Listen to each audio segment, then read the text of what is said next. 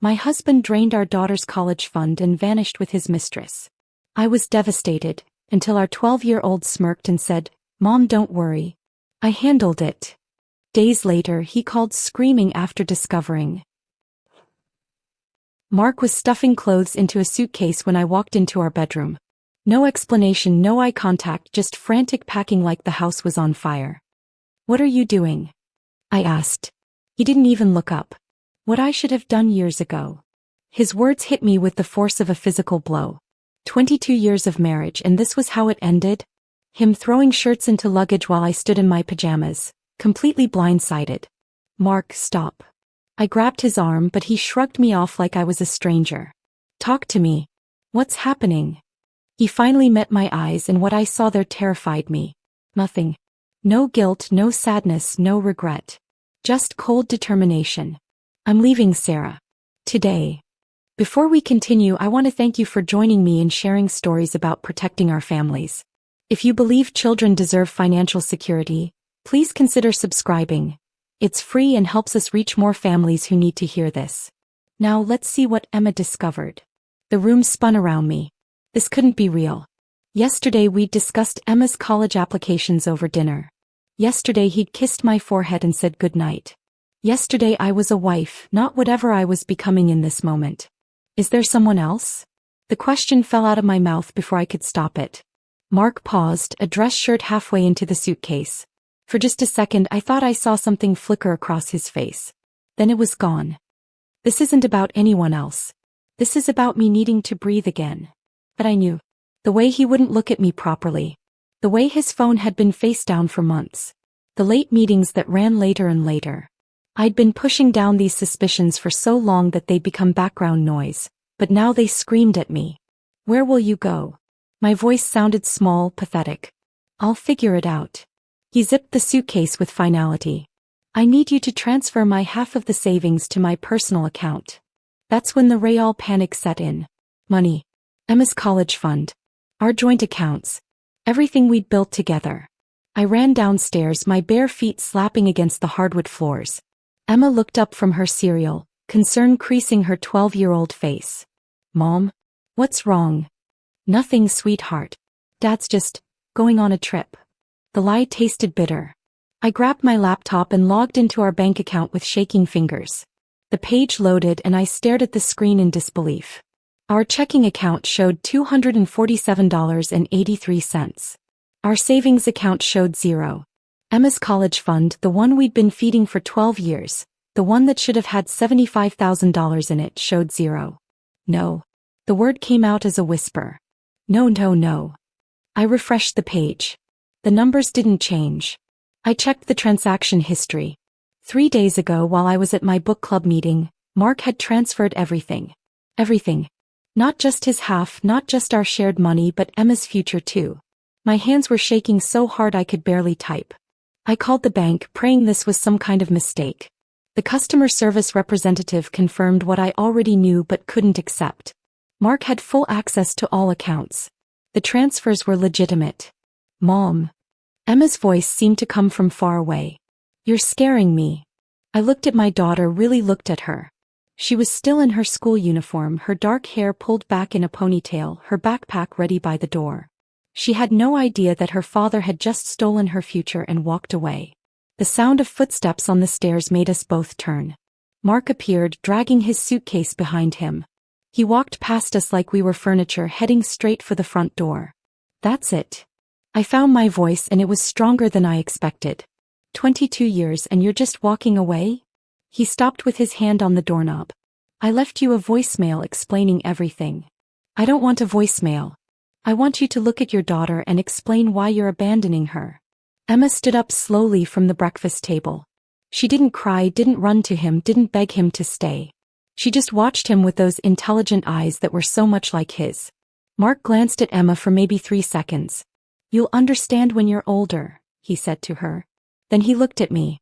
"Don't make this harder than it has to be."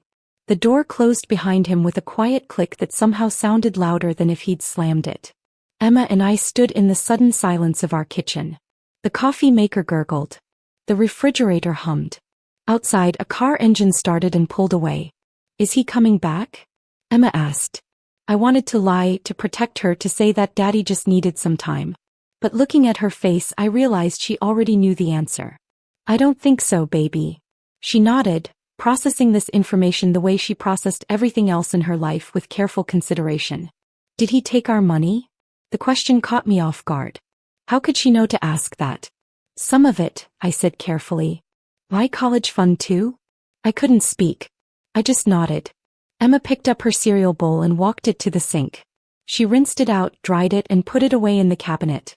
Then she turned to me with an expression I'd never seen before on her young face. Mom, don't worry. I handled it. The words were so unexpected, so calmly delivered that I almost laughed. Handled what? She was 12 years old. What could she possibly have handled? But something in her tone made me pause.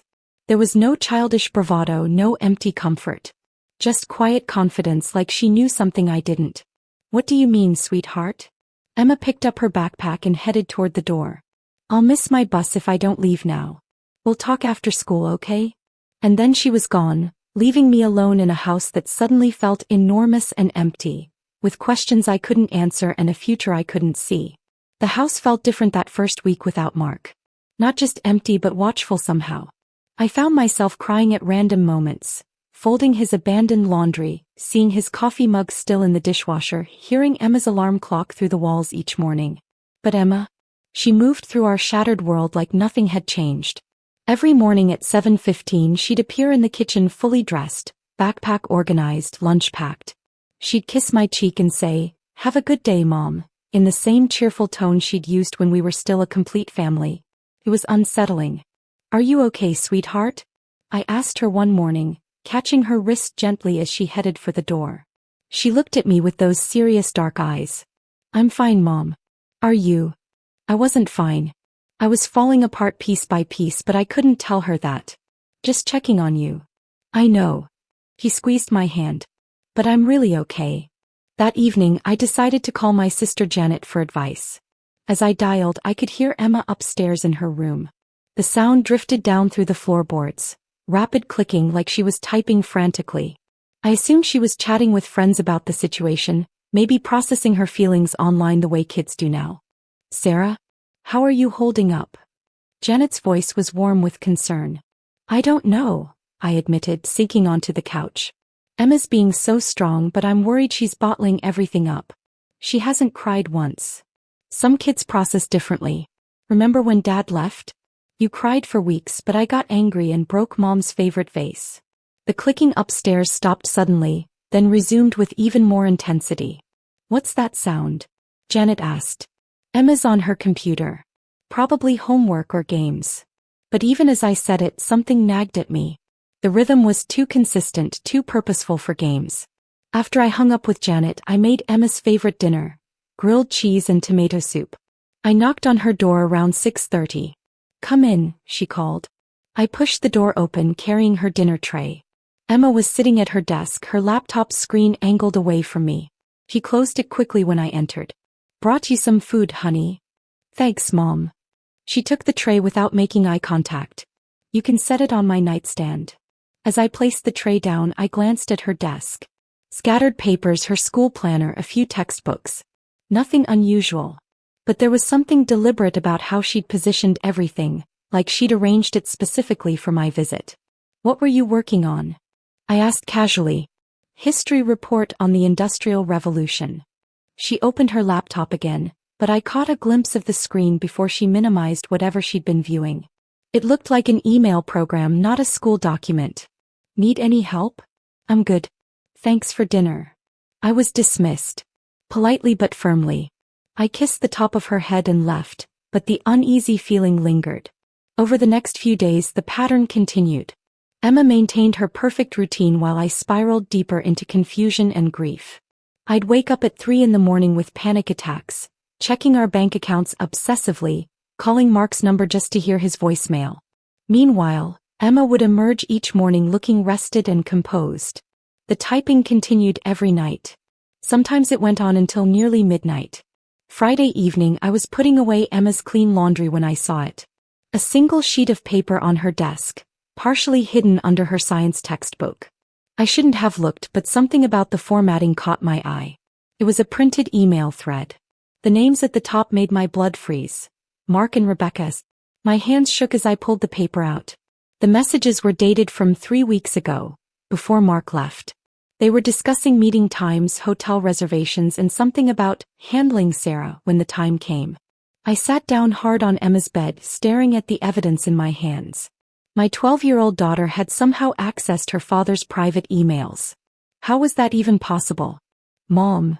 Emma's voice from the doorway made me jump. She stood there holding her empty dinner plate, looking at me with those calm, assessing eyes. No panic, no embarrassment at being caught. Just quiet observation. Emma, where did this come from? She set her plate down and closed her bedroom door behind her. Dad's not very good with passwords. How did you? I started then stopped. How long have you known? About Rebecca? 6 weeks. About the money? I figured that out the day before he left. 6 weeks. While I'd been blissfully unaware, my child had been living with this knowledge. I felt sick. Why didn't you tell me? Emma sat beside me on the bed, suddenly looking more like the 12-year-old she actually was. I wanted to be sure. And I wanted to figure out what to do about it. Honey, this isn't your responsibility.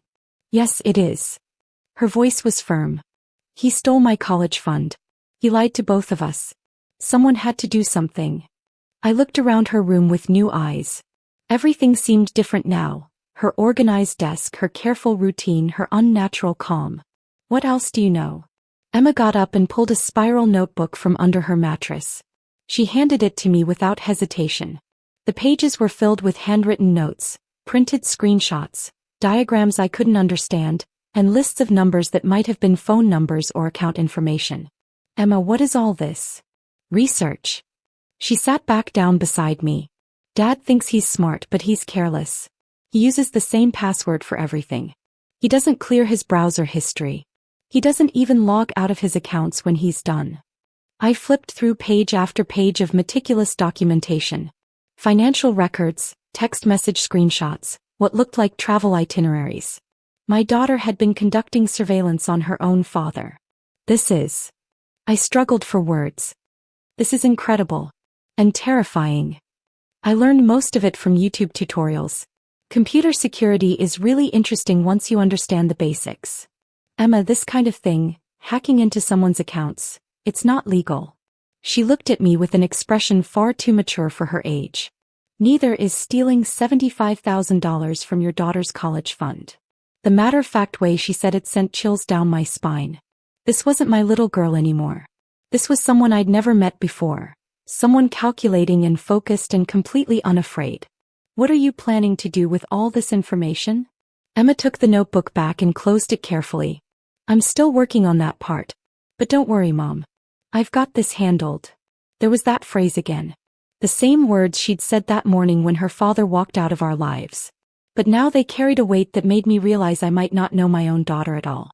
Show me everything, I said, my voice barely steady. Emma hesitated for the first time since this nightmare began. Mom, some of it's pretty bad. Show me. She opened her laptop and pulled up a folder labeled Science Fair Project. Inside were dozens of subfolders with names like financial records, communication logs, and identity theft evidence. My stomach clenched. It started with Dad's second phone, Emma said, clicking on a folder. He thought he hid it in his closet, but I saw him checking it one night when he thought I was asleep. The screen filled with photographs Emma had taken through Mark's bedroom door. Blurry but clear enough to show him texting on a device I'd never seen before. I waited until he left it charging in his office one day. I only had maybe 10 minutes, but I got into his messages. Emma's fingers moved across the keyboard with practiced efficiency. That's how I found Rebecca. A new window opened, filled with screenshot after screenshot of text conversations. My husband's words to another woman, talking about me like I was an obstacle to remove. Planning their future together. Discussing how to handle the Sarah situation without losing too much money in a divorce. I felt like I might throw up. But it gets worse, Mom. Emma clicked to another folder. Rebecca Sterling works at Dad's accounting firm. She handles client investments and trust accounts. You found out where she works? I found out everything about her. Address, family, work history, credit score, even her Netflix password. Emma's voice was matter-of-fact, like she was discussing a school assignment. She's been stealing money from her clients for 2 years. The evidence was overwhelming. Bank transfer records showing money moving from client accounts into personal ones. Fake invoices for services never provided. Investment statements that didn't match actual account balances. Emma had somehow accessed Rebecca's work computer and documented everything. Emma, how did you even get into their systems? Rebecca uses the same password for everything. Sterling 2011. That's her last name and the year she graduated college. I found that information on her LinkedIn profile. Emma shrugged like it was obvious. People are really predictable with passwords. I stared at my daughter, this stranger sitting beside me. But how did you learn to do all this? YouTube mostly. And some computer programming forums. There's a lot of information out there if you know how to look for it. She clicked to yet another folder and my world tilted sideways again. Bank statements with my name on them, but accounts I'd never opened. Credit applications filed under Emma's social security number. Loan documents signed with forged signatures. Mom, Dad didn't just take our money. He's been using our identities to get loans. The $75,000 from my college fund? That was just the down payment on a $200,000 loan he took out in my name. What? The word came out as a whisper. He and Rebecca are buying a house together in Florida. They used my credit history and your employment information to secure the mortgage. Emma's jaw tightened. They were going to disappear and leave us holding the debt. The room spun around me.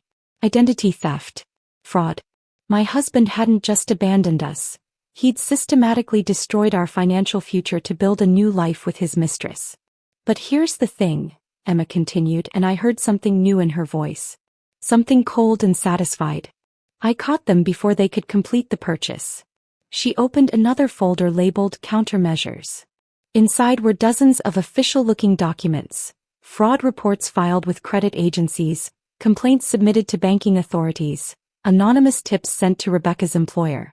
I've been working on this for 3 weeks, Emma explained. I documented everything first, then I started dismantling their plans piece by piece. What do you mean? Well, Rebecca got suspended from work yesterday. Her boss received an anonymous email with all the evidence of her embezzlement. Her clients are pulling their accounts. The state board is launching an investigation. My mouth fell open. You did that. She stole money from elderly people saving for retirement, Mom. She deserved it. Emma's voice was steady, righteous. And that's just the beginning. She showed me more files. Credit agencies had frozen the fraudulent accounts opened in our names. The mortgage application for the Florida house had been flagged and denied. Rebecca's landlord had received a tip about illegal activity in her apartment and started eviction proceedings. But the best part, Emma said, clicking to a final folder, is what I sent to her father. Her father. Dr. Robert Sterling. He's a prominent surgeon who's very concerned about his family's reputation. He received a very detailed letter about his daughter's criminal activities, along with copies of all the evidence. I felt dizzy. Emma, what have you done? I've protected us. She closed the laptop and looked at me directly. Dad thought he could steal from us and walk away clean. He thought we'd be too broken and stupid to fight back. He was wrong. But sweetheart, this kind of thing, going after people like this, it's dangerous. More dangerous than letting them destroy our lives? Emma stood up and walked to her window, looking out at the darkening sky. Mom, they didn't just take our money. They took my future. They took your security. They took everything we worked for and gave it to themselves. I watched my 12-year-old daughter, her small frame silhouetted against the window, and realized she was right. While I'd been crying and calling Mark's voicemail, begging him to come home, Emma had been fighting for us. What happens now? I asked. Emma turned back to me, and in the dim light of her room she looked older than her years. Now we wait. Rebecca's world is falling apart and she doesn't even know why yet. When Dad realizes what's happening, he'll panic. And when people panic, they make mistakes. How can you be so calm about all this? Because I'm not the one who has to be scared anymore.